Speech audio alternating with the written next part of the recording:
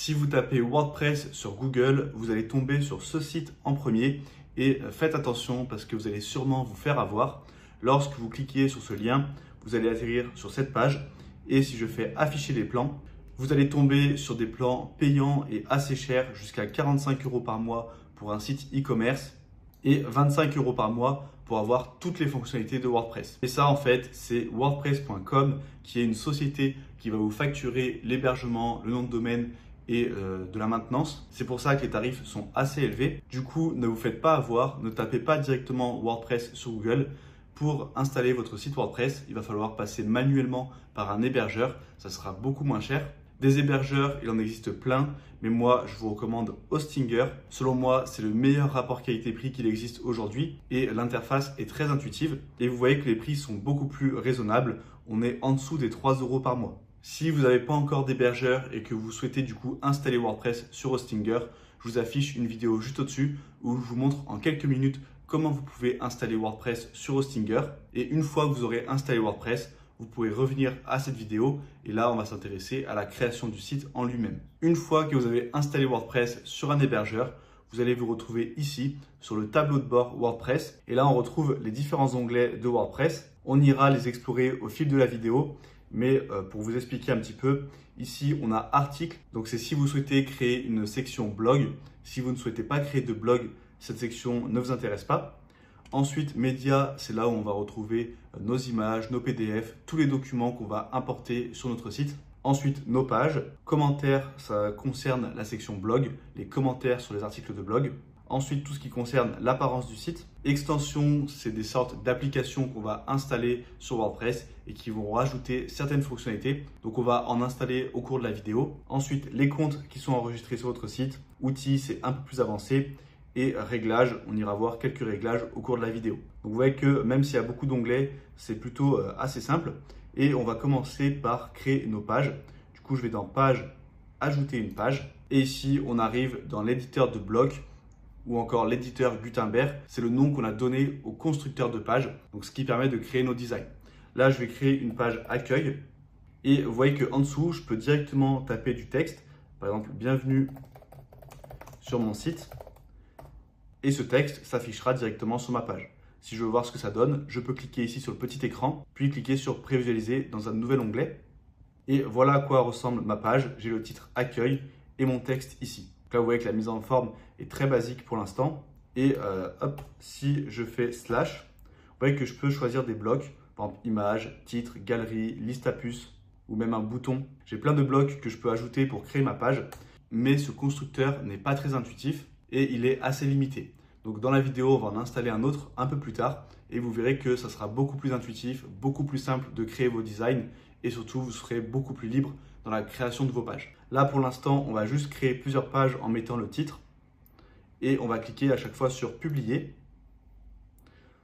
Ici, je clique sur la petite croix et là, je vais désactiver le mode plein écran pour avoir ici le tableau de bord. Puis je vais faire ajouter une nouvelle page. Cette fois, je vais la nommer à propos. Hop, là, il m'a proposé des modèles par défaut. Je vais fermer et je vais faire à propos, publier. J'en rajoute une troisième qu'on va nommer par exemple contact. Puis je fais publier. Maintenant qu'on a créé nos 3 pages, si je vais ici et que je clique sur aller sur le site, vous voyez que par défaut, il m'a ajouté mes pages ici, mais pas dans le bon ordre. Et il m'a ajouté une page d'exemple que je ne veux pas. Et ici, on a une mise en forme par défaut. Mais nous, on va modifier tout ça pour être beaucoup plus libre dans la personnalisation. Et pour cela, on va installer ce qu'on appelle un thème. Donc, c'est quelque chose qui va gérer l'apparence globale de notre site. Il en existe plein, certains sont payants, certains sont gratuits. Et moi, dans cette vidéo, je vais vous recommander le thème OceanWP, qui est le meilleur thème gratuit sur WordPress selon moi, puisque c'est celui qui a le plus d'options de personnalisation et on peut créer vraiment de beaux designs avec ce thème. Tandis que si vous restez avec le thème par défaut de WordPress, vous serez très limité dans les options. Donc on va retourner sur le tableau de bord. On va aller dans Apparence, Thème, Ajouter un thème. Et ici, on a la bibliothèque de thèmes de WordPress. Donc vous voyez qu'il y en a plein. Il ne faut pas se fier aux images que vous voyez ici, puisque le thème il va juste gérer l'apparence globale du site. Il ne va pas gérer l'apparence des pages en elles-mêmes. Donc là, l'apparence des pages, ça ne veut rien dire sur le thème, il faut pas s'y fier. Et moi, je vous conseille du coup vraiment d'installer OceanWP qui est juste ici. Si vous ne le trouvez pas, vous pouvez directement taper dans la barre de recherche OceanWP. Et là, on va cliquer sur Installer.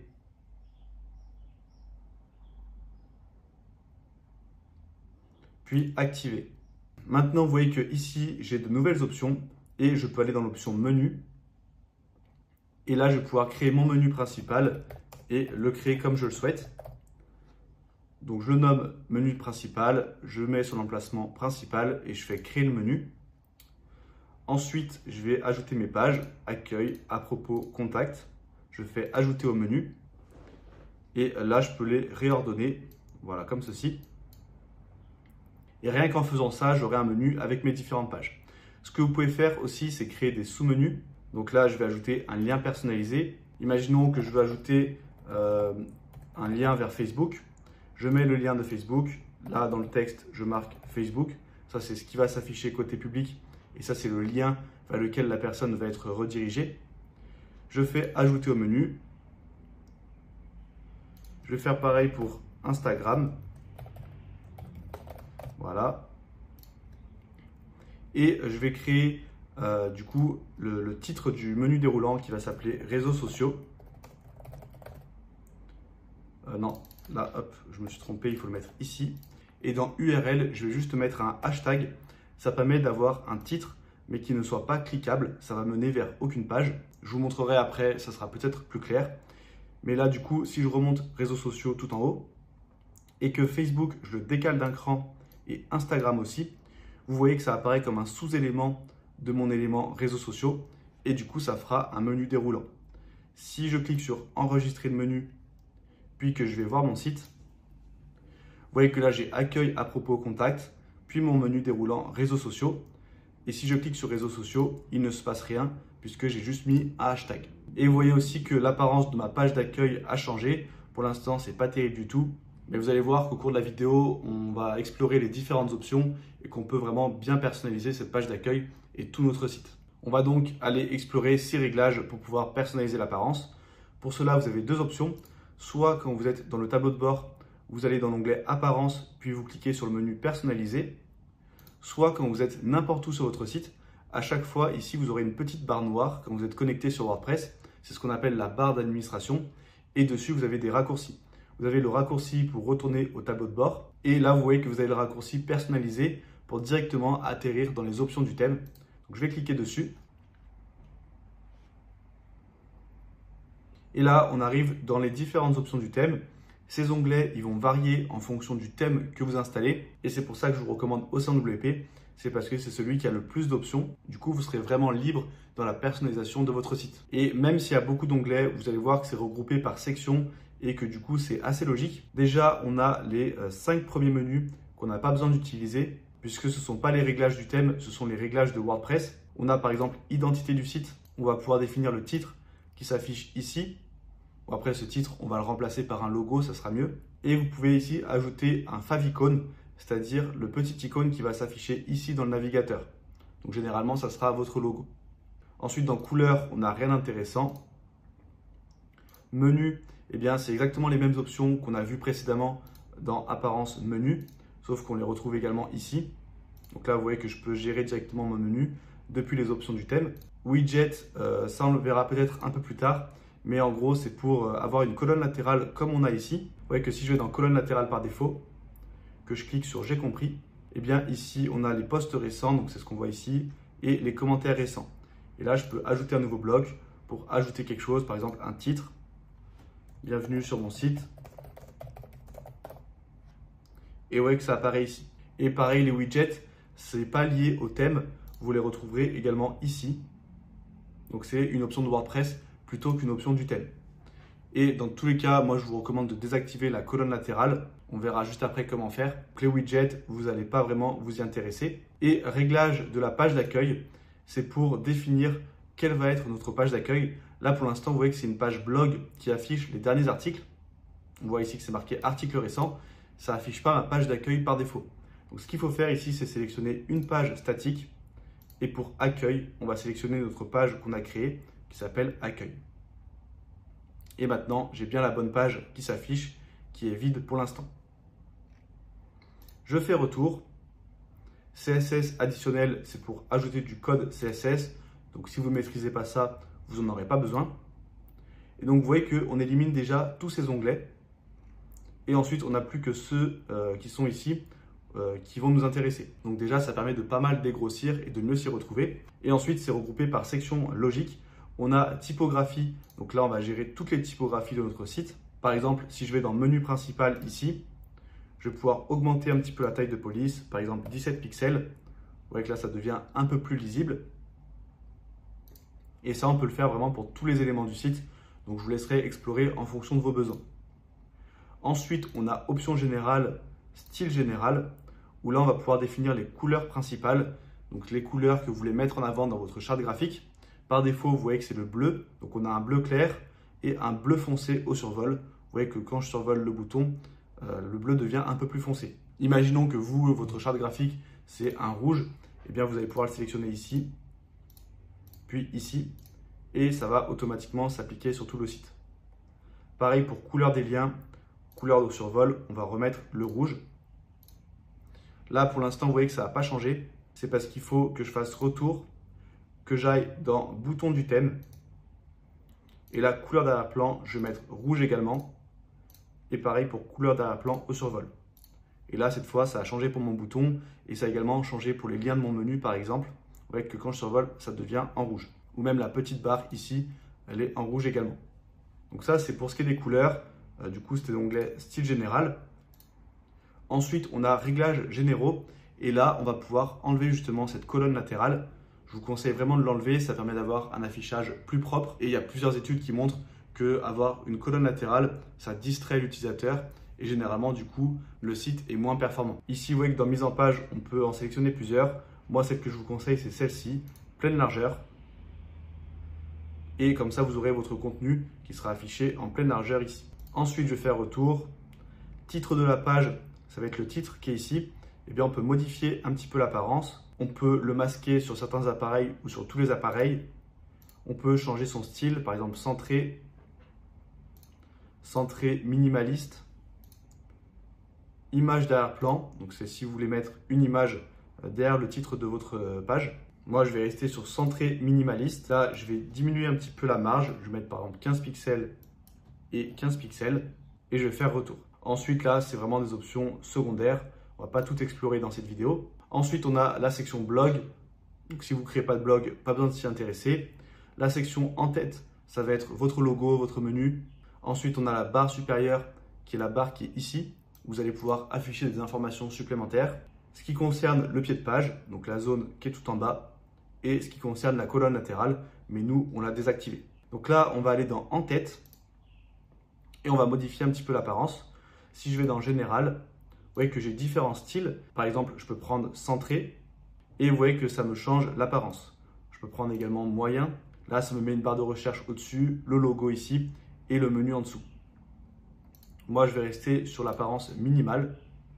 C'est l'apparence que je vous conseille de laisser dans la plupart des cas. Et vous pouvez modifier la couleur d'arrière-plan de l'entête. On peut mettre rouge si ça correspond à notre charte graphique. Et moi, je vais rester sur blanc. Ensuite, si je fais retour, ici, on va pouvoir importer notre logo. Donc là, hop, je peux le sélectionner, faire sélectionner des fichiers. Et ici, prendre mon logo. Là, je refais sélectionner. Pas de recadrage. Et vous voyez que mon logo s'affiche. On va diminuer un petit peu sa taille. Voilà, comme ceci. Et là, vu que j'ai un logo avec un arrière-plan bleu, il faut que je remette la même couleur d'arrière-plan ici. Sinon, ça fait bizarre. Donc, j'ai récupéré le code couleur. Je le mets ici. Là, je vais faire retour. Et je vais aller dans l'onglet menu. Et ici, je vais pouvoir, par exemple, centrer mon menu ou le laisser à droite. Moi, je vais le laisser à droite. Et si je descends un petit peu, je vais pouvoir changer les couleurs de lien. Donc là, je vais passer sur du blanc pour que ça ressorte mieux. Et pareil, sur couleur du lien au survol, je vais passer en blanc. Si je remonte un petit peu, je peux ajouter ici un effet de lien. Par exemple, souligné de la gauche, que je vais mettre en blanc également. Et vous voyez que quand je survole un lien, ça me fait un petit effet pour le mettre en avant. Si je fais retour, ensuite on peut configurer le menu mobile. Là, vous voyez que j'ai un petit bouton pour passer en mode mobile. Et du coup, ici, je vous conseille de passer sur lien, logo, panier. Donc, vous aurez le menu à gauche. On descend un petit peu, on va retirer le texte du menu. On va juste laisser le menu hamburger. Et du coup, là, j'aurai mon menu mobile qui ressemble à ça, avec ici un petit menu déroulant. Je fais retour et je vais repasser en mode PC. Et vous voyez que ici, j'ai barre supérieure, générale. Ici, je vais pouvoir choisir si j'active ou désactive la barre supérieure. Si vous n'avez aucune information importante à mettre en avant, vous pouvez la désactiver et juste laisser l'en-tête par défaut. Et sinon, vous pouvez la laisser activer, puis dans contenu, mettre ici ce que vous voulez. Par exemple, une information de contact, des horaires d'ouverture ou n'importe quelle information qui vous paraît importante pour votre site. Et si je retourne dans Général, on va pouvoir mettre contenu et social centré. Et social, c'est le menu qui est ici. Si par exemple je mets un lien Facebook, vous voyez qu'automatiquement ça m'affiche un petit logo. Et moi ça, je vais le désactiver et je vais juste laisser la barre supérieure avec par exemple un numéro de téléphone et une adresse email. Là vous voyez que le texte est un peu petit, donc je peux retourner dans la section typographie, trouver la section barre supérieure et là passer par exemple à 16 pixels. Et du coup, ça sera plus visible. Hop, je vais faire retour. Donc, on a fait le tour des réglages principaux du thème. Pour enregistrer les modifications, je vais cliquer sur Publier. Et maintenant, on va créer notre page d'accueil. Je clique ici sur la petite croix. Et là, vous voyez qu'on a également un raccourci Modifier la page pour directement arriver dans les options de la page. C'est pareil que si vous allez ici dans toutes les pages et que là, vous faites Modifier. Hop, si je reviens ici, que je clique sur Modifier la page, on arrivera exactement au même endroit. Et ici, c'est ce que je vous ai présenté tout à l'heure, l'éditeur de blocs pour construire la page. Et comme je vous l'ai dit, il n'est pas très intuitif, donc on va en installer un nouveau. Pour cela, on va dans Extensions, Ajouter une extension. Et ici, on a la bibliothèque d'extensions WordPress, c'est également appelé plugin en anglais. Et vous en avez vraiment des centaines qui vont chacune ajouter des fonctionnalités à votre site. Vous pouvez aller dans l'onglet ici Populaire et voir un petit peu les extensions qui sont mises en avant. À chaque fois, vous avez une petite description pour savoir à quoi elles servent. Quand vous installez une extension, faites attention qu'elle soit bien notée, qu'il y ait beaucoup d'installations actives et qu'elle soit mise à jour récemment. Tous ces facteurs, ça permet de limiter les chances que l'extension déclenche un bug sur votre site, puisque l'extension, en fait, elle va rajouter des couches de code à WordPress. Et du coup, il y a certaines extensions qui peuvent parfois créer de petits bugs. Bon, honnêtement, c'est très rare, sauf si vous avez des dizaines d'extensions installées. Là, il peut y avoir des conflits entre elles et du coup, ça peut créer des soucis. De manière générale, essayez de limiter au maximum le nombre d'extensions que vous installez, puisque plus vous en installez, plus ça peut ralentir votre site. Et ensuite, ça risque de devenir un peu une usine à gaz avec plein d'extensions de tous les côtés. Donc, essayez de rester minimaliste et d'installer uniquement celles qui sont indispensables. Nous, on va commencer par installer Elementor. C'est ça que je vous disais pour construire les pages. Donc, je clique sur Installer maintenant. Et pendant que ça s'installe, je vous invite à télécharger gratuitement la boîte à outils WordPress. C'est un document privé dans lequel j'ai regroupé les meilleurs outils et plugins pour bien débuter sur WordPress. Vous pouvez l'obtenir gratuitement en cliquant sur le premier lien en description. Je vais cliquer ici sur Activer. Ici, on arrive sur un assistant de configuration. On va le passer en cliquant sur la petite croix en haut à droite. Et on va retourner du coup dans notre page d'accueil. Ici, je vais cliquer sur Modifier. Et là, vous voyez que j'ai un nouveau bouton Modifier avec Elementor. Je vais cliquer dessus. Ici, on nous parle d'une nouvelle fonctionnalité d'intelligence artificielle. Je ne vais pas en parler dans cette vidéo. Si ça vous intéresse, je vous affiche une vidéo juste au-dessus où je l'ai présenté. Je vais cliquer sur la croix. Ici aussi, je vais fermer le navigateur. Et ici, on arrive donc dans l'interface d'Elementor. Ici, sur la gauche, on a ce qu'on appelle les widgets. Donc, c'est toutes les sections qu'on va pouvoir ajouter à notre site. On a par exemple les titres, images, boutons, de l'espace ou bien tout simplement du texte. Ensuite, on a des widgets réservés à la version Pro. Et si je descends encore un peu, on a des widgets un peu plus avancés qui sont gratuits. Boîte d'images pour afficher automatiquement une image, un titre et du texte. Liste d'icônes, compteur, onglet, accordéon, ça c'est pour une section FAQ par exemple. Vous allez avoir une liste déroulante avec différentes questions. Icônes de réseaux sociaux. Bref, vous avez pas mal de widgets que je vous laisserai explorer. Je vais remonter tout en haut et je vais glisser par exemple un titre. Donc si je veux le mettre, j'ai juste à le prendre, le glisser ici dans les pointillés. Et automatiquement, ça va me créer ici une section avec mon titre à l'intérieur. Et si je reviens hop, ici sur tous les widgets, je peux ajouter par exemple en dessous du texte. Je reviens sur les widgets et ajouter un bouton. Et donc vous voyez qu'au sein de la section, eh bien, j'ai mes différents widgets qui se retrouvent. Mais maintenant, imaginons que je veux ajouter une section avec plusieurs colonnes. Eh bien, c'est possible. Il me suffit ici de cliquer sur le petit plus. Et là, j'ai plusieurs options. Soit je vais choisir cette option qui est l'option par défaut, donc qui s'affiche ici, où tous les widgets que je vais glisser vont s'afficher les uns en dessous des autres. Soit je choisis cette option et là, ça va automatiquement s'afficher les uns à côté des autres. Donc là, ça m'aurait créé 3 colonnes par exemple. Ou sinon, j'ai des structures prédéfinies. Donc là, par exemple, une structure en 2 colonnes, une structure en 4 colonnes, 3 colonnes. Ici, on a 4 colonnes sous forme de carré comme ça. Enfin bref, on a plein de structures différentes par défaut que vous pouvez sélectionner. Par exemple, 2 colonnes. Et là, je peux très bien glisser par exemple une image à gauche et à droite, glisser mon titre, hop, du texte et un bouton. Et c'est comme ça que fonctionne la structure d'une page. Au premier plan, vous avez le widget.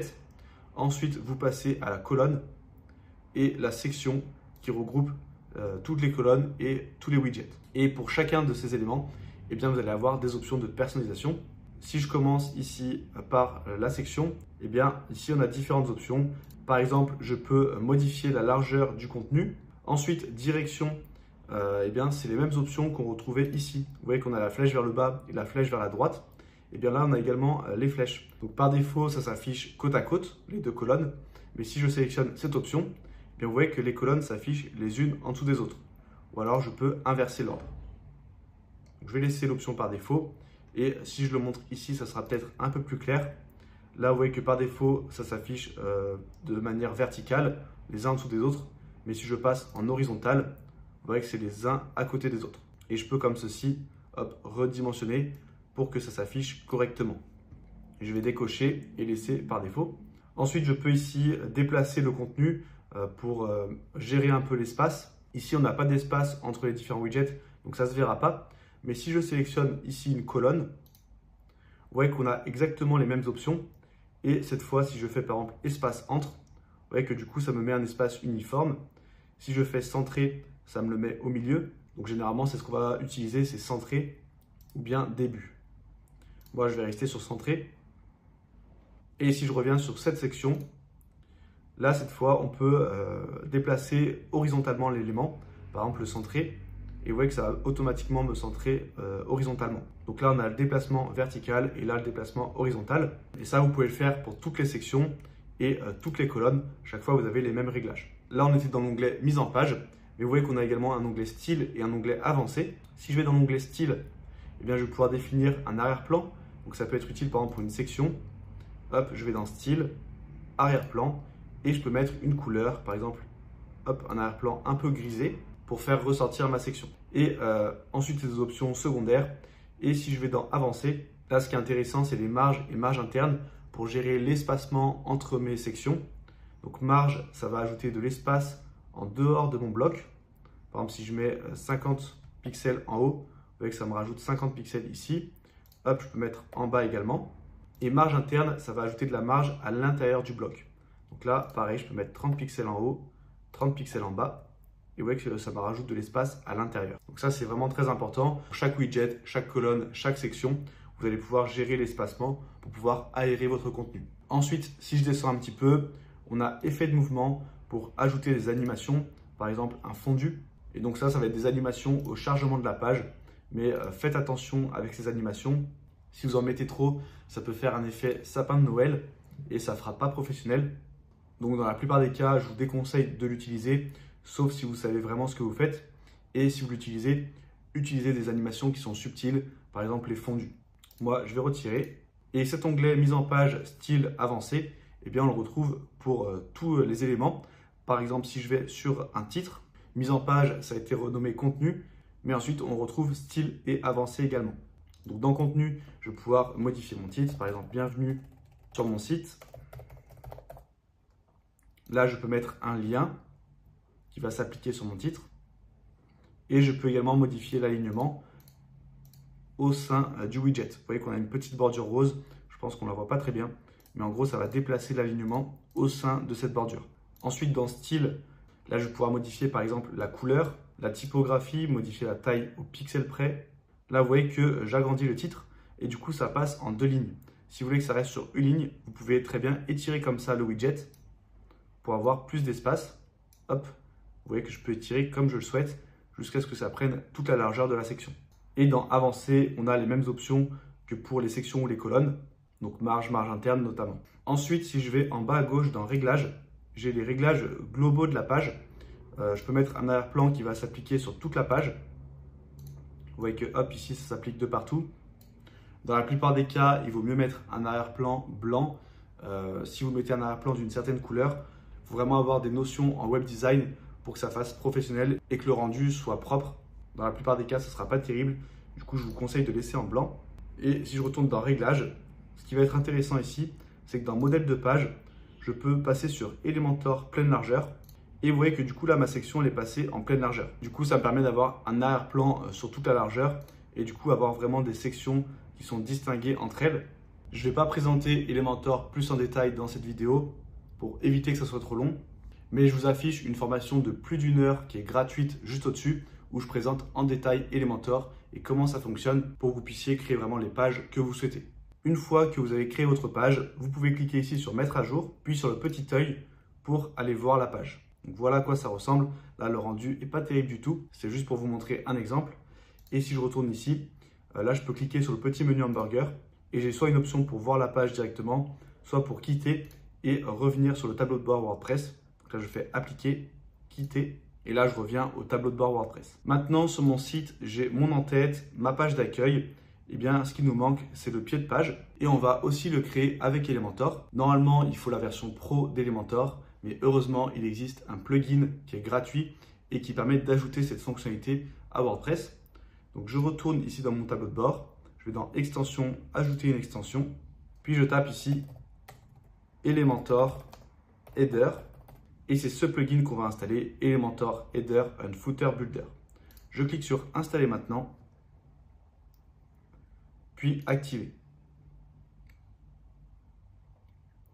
Une fois que c'est fait, si je vais dans Apparence, j'ai une nouvelle option qui est apparue, Elementor Header and Footer Builder. Je clique dessus, je fais Ajouter nouveau juste ici. Là, je vais cliquer sur Passer. Et hop, on va le nommer footer ou pied de page. Dans l'option, on va mettre pied de page ici, affiché sur tout le site, puis je fais publier. Maintenant, je clique sur modifier avec Elementor. Et là, je vais ajouter une section en 3 colonnes par exemple. Donc, ce que je peux faire, c'est sélectionner ici les 2 colonnes. Ici, faire un clic droit, ajouter un nouveau conteneur. Et vous voyez que du coup, j'ai 3 colonnes. Mais là, vous voyez que la répartition n'est pas égale. Donc, ce qu'on va faire, c'est que dans celui-ci, dans la largeur, on va mettre 33%. Hop, ici aussi, on va mettre 33%. Et pareil pour le dernier. Comme ça, on a une largeur qui est bien répartie entre les 3 colonnes. Et ce que je vais faire maintenant, c'est que dans ma section, je vais mettre un style avec une couleur d'arrière-plan foncé, donc un petit noir comme ça. Je retourne dans les widgets et je vais pouvoir ajouter par exemple mon titre. Je vais mettre contact, je vais le centrer, puis dans style, je vais le mettre en blanc. Là, je peux faire clic droit, copier, puis coller. Ici, je vais mettre par exemple nous suivre et on va mettre les réseaux sociaux.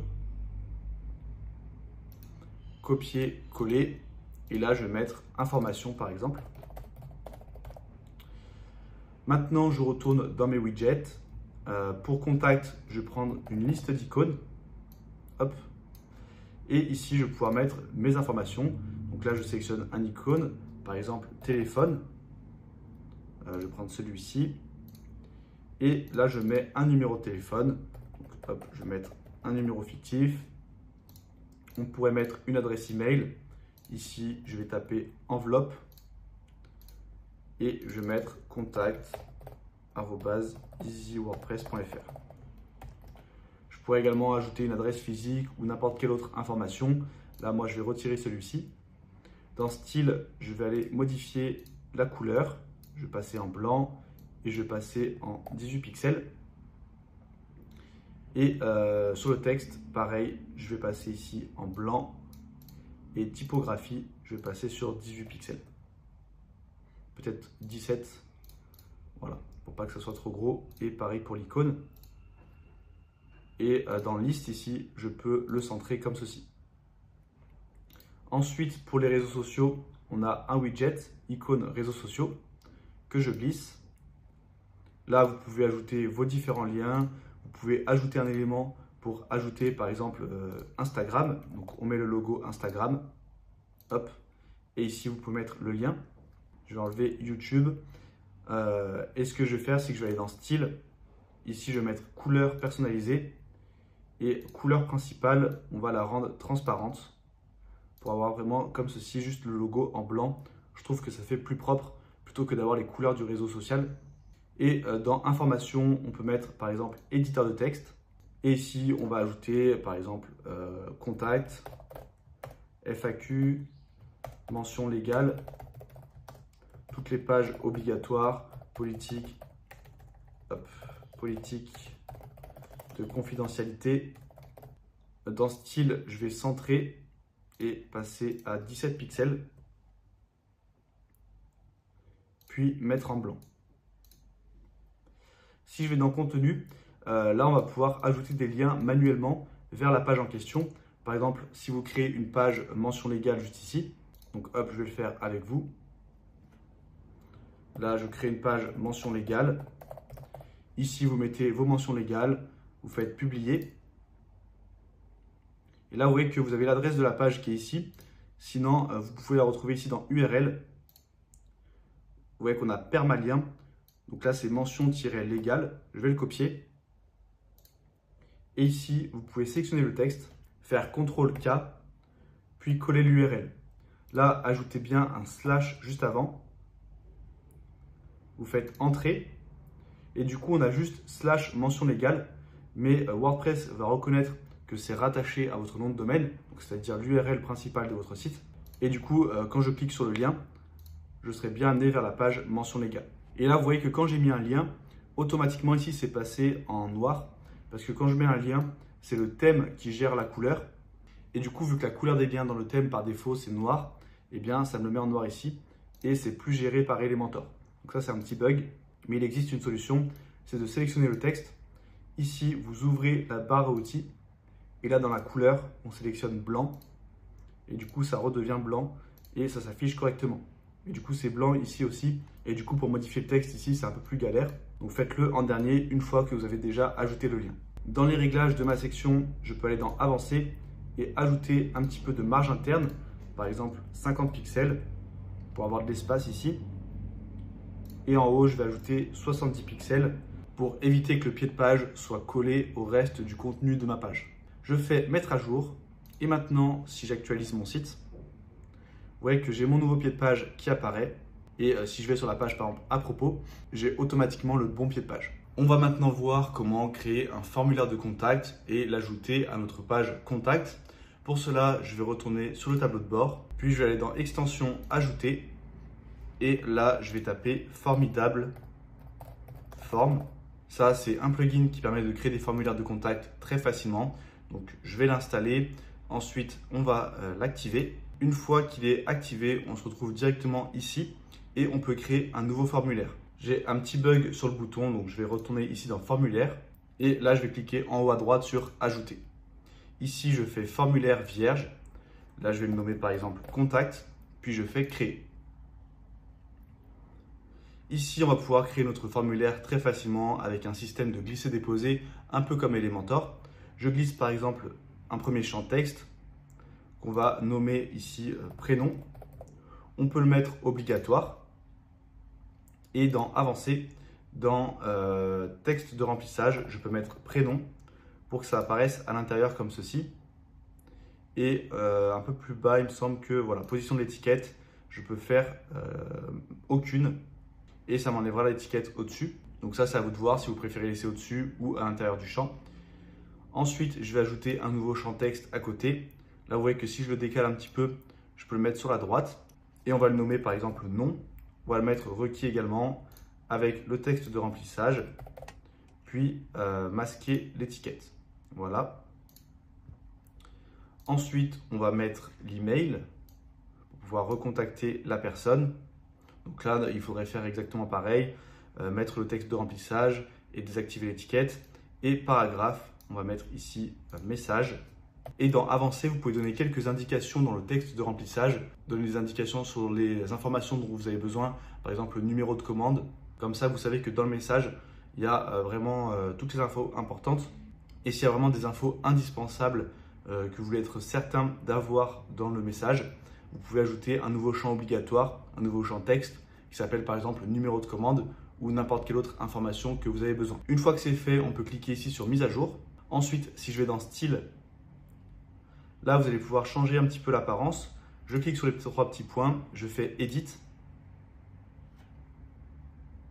Et là, je vais pouvoir changer la couleur du formulaire et surtout la couleur du bouton ici pour que ce soit adapté à la charte graphique. Moi, ma charte graphique, c'est le rouge. Donc, je mets le rouge comme ceci.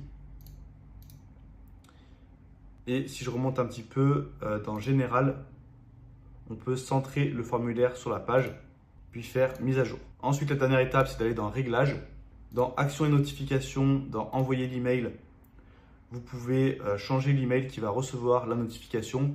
De base, c'est l'adresse email administration, donc celle que vous avez renseignée quand vous avez créé votre site WordPress. Et vous pouvez laisser le message par défaut qui va afficher tous les champs du formulaire. Dans Bouton, on peut changer le texte. Par exemple, si c'est un formulaire de devis, eh bien, on peut marquer Envoyer mon devis ou Demander un devis. Moi, je vais laisser par défaut et je vais faire mise à jour.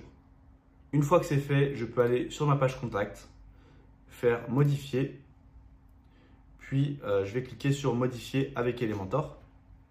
Une fois qu'on est sur Elementor, je vais taper Formulaire dans la barre de recherche et glisser Formidable formulaire. Je sélectionne mon formulaire contact que je viens de créer et vous voyez qu'il s'affiche correctement. Là, je pourrais diminuer un petit peu la largeur pour recadrer le formulaire. Ou sinon, ce que je peux faire, c'est créer une structure en 2 colonnes. À gauche, je vais mettre une boîte d'icônes avec des informations de contact, par exemple un email. Le reste, je l'enlève. Ici, je mets un icône d'email. Voilà. Et sur la disposition, on va changer dans style. On va mettre à gauche comme ceci. Et alignement vertical, on va centrer. Pareil ici, je vais centrer. Non. Dans icône, on va diminuer un petit peu la taille. Et finalement, je vais repasser sur cette mise en forme qui est un peu plus propre, je trouve. Je peux changer également la couleur, on va passer en noir par exemple. Voilà. Et diminuer un petit peu l'espacement ici dans icône. Voilà. Là, je peux faire dupliquer et mettre cette fois un numéro de téléphone. Vous pouvez également mettre une adresse physique si vous avez une boutique. Donc là, je mets un numéro. Et au-dessus, on va mettre un petit peu de marge, par exemple 50 pixels. Et ici, je vais rajouter mon formulaire à droite, comme ceci. Je resélectionne Contact et vous pouvez mettre un titre juste au-dessus. Par exemple, nous vous répondons en moins de 48 heures. Hop, en noir également. Bon là, c'est vraiment pas terrible, la mise en forme, c'est très basique, mais je vous laisserai améliorer tout ça. Et juste dans les options ici de la colonne, je vous rappelle qu'on peut centrer verticalement, voilà, comme ceci, pour que ça soit centré avec le formulaire. Là, je fais mettre à jour et on a maintenant notre page contact qui est créée. Et maintenant qu'on a vu comment créer l'entête, le pied de page, comment créer le contenu des pages, maintenant, je vais vous présenter quelques plugins qui sont importants pour optimiser votre site. Le premier plugin, il va vous permettre d'optimiser votre référencement, donc c'est-à-dire d'être bien classé dans les résultats de recherche sur Google. Pour cela, je vais dans Extension, Ajouter et je vais taper Yoast SEO. C'est ce plugin qu'on va installer. Dans cette vidéo, je vais présenter les différents plugins assez rapidement parce qu'elle est déjà assez longue. Mais si vous voulez des vidéos détaillées, eh bien vous pouvez obtenir gratuitement la boîte à outils WordPress en cliquant sur le premier lien en description. Et au sein de ce document, vous retrouverez des vidéos sur ces plugins où je vais plus en détail dans les explications. Là, je fais activer. Une fois qu'il est activé, si je vais dans une page et que je clique ici sur modifier, si je descends un petit peu, vous voyez qu'on a un nouvel onglet Yoast SEO qui est apparu.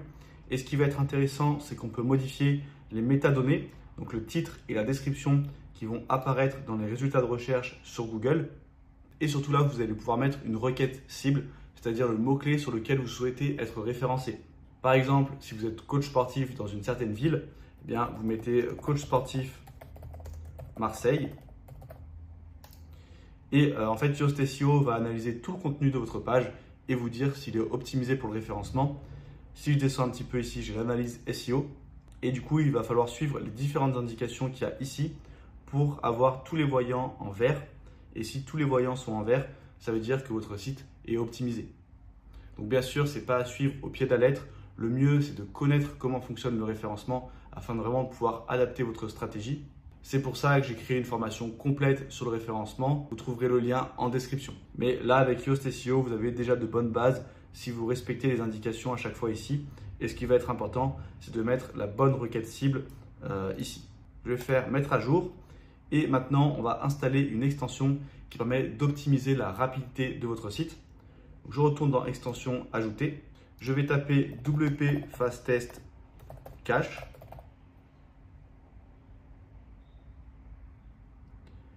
Et là, pareil, je vais l'installer puis l'activer.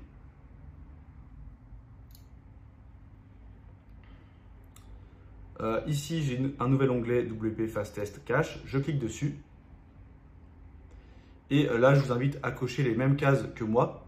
En fait, ça va permettre d'enregistrer le code de votre site dans le navigateur du visiteur. Et donc, il va gagner du temps quand il va visiter le site. Et ça permet également de compresser la taille du code afin que les pages soient plus légères. Donc là, on va activer le système de cache. On va mettre le préchargement. Là, je fais suivant et hop, je coche tous les éléments. Voilà, suivant et finish. Ensuite, je coche cette case aussi. Là, je vais cocher toutes les cases pour diminuer la taille du code et activer le cache navigateur. Puis je fais enregistrer. Une fois que c'est fait, eh bien, il faut garder en tête que votre code est enregistré dans votre navigateur.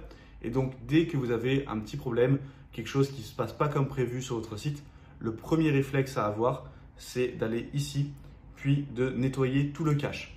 Ça va régénérer le code, ça va vider le code qui est enregistré. Et du coup, dans la plupart des cas, ça va résoudre les problèmes. Par exemple, si vous faites une modification sur le site et qu'elle n'est pas prise en compte, c'est parce que votre code est enregistré et il n'a pas été actualisé. Donc ça, dès que vous avez le moindre problème, prenez le réflexe de tester si en nettoyant le cache, ça résout le problème. Et concernant la rapidité de votre site, le système de cache, ça permet d'améliorer les performances. Mais ce qui va vraiment être un point essentiel, c'est surtout la taille de vos images. Essayez que vos images ne dépassent pas les 100 kilooctets. Pour cela, utilisez des formats comme JPEG ou WebP. Évitez les formats PNG qui sont assez lourds. Vous pouvez également diminuer la résolution de l'image et surtout compresser les images. Pour cela, vous avez des outils en ligne. Vous tapez par exemple Compress JPEG et vous avez différents outils en ligne. Moi, je vous recommande celui-ci, I Love IMG, qui permet de diminuer la taille d'une image sans baisser sa qualité. Si vous avez des images qui font plus de 1 ou 2 mégaoctets, ça va vraiment ralentir votre site. Et même avec un système de cache, votre site sera assez lent. Donc, essayez de ne pas dépasser les 100-200 kilooctets. Et il se peut que si vous mettez à jour un plugin ou que vous faites une mauvaise action sur votre site, eh bien, ça crée un bug et que vous vouliez retourner en arrière. Eh bien, pour cela, on va créer une sauvegarde automatique. Comme ça, si un jour vous avez un gros souci sur le site et que vous ne pouvez plus y accéder ou que vous ne pouvez pas retourner en arrière, eh bien, vous pourrez restaurer la sauvegarde et ça va vous éviter de perdre tout votre travail. Pour cela, je retourne dans les extensions. Je tape ici Updraft Plus. Et c'est cette extension qu'on va installer, Updraft Plus WordPress Backup and Migration Plugin. Je l'installe, puis je l'active. Voilà. Et maintenant, on va cliquer ici pour commencer. Et on va pouvoir configurer notre sauvegarde automatique. Là, je vais fermer l'assistant de configuration. Ici, toutes vos sauvegardes vont apparaître. Vous aurez un bouton pour restaurer la sauvegarde. Et si je remonte un petit peu, je peux aller dans Réglages. Et là, on va planifier des sauvegardes automatiques. La fréquence, ça va dépendre de la fréquence à laquelle vous ajoutez du contenu sur votre site. Si votre site est terminé, que c'est juste un site vitrine avec 4-5 pages et que vous n'ajoutez rien de nouveau, eh bien ça ne sert à rien de sauvegarder tous les jours. puisqu'il n'y a aucun nouveau contenu chaque jour. Donc là, en fonction de votre activité sur votre site, choisissez une fréquence. Souvent, on va prendre journalière ou hebdomadaire. Moi, vu que c'est un site vitrine hebdomadaire, ça suffit largement. Et vous pouvez conserver par exemple 3 sauvegardes. Ça fera que vous aurez les 3 dernières semaines qui sont sauvegardées. Ensuite, on va choisir un espace distant, ce qui fait que même si votre site n'est plus du tout accessible, eh bien, la sauvegarde sera par exemple sur Google Drive et vous pourrez restaurer la sauvegarde en réinstallant WordPress sur votre hébergeur. Donc, je sélectionne Google Drive, je descends tout en bas et je fais enregistrer les modifications. Ici, on m'invite à me connecter. Vous aurez juste à vous connecter à votre compte Google et ensuite la sauvegarde sera configurée. Je clique sur la petite croix et maintenant la dernière optimisation qu'on va voir, c'est la sécurité sur WordPress. Ça passe déjà par le fait d'avoir un identifiant et un mot de passe fort pour se connecter à l'administration avec des minuscules, majuscules, symboles et chiffres. La sécurité, ça passe également par le nombre de plugins que vous avez installés. Plus vous en avez, plus c'est possible d'avoir une petite faille dans le code. Et ça passe aussi par les mises à jour.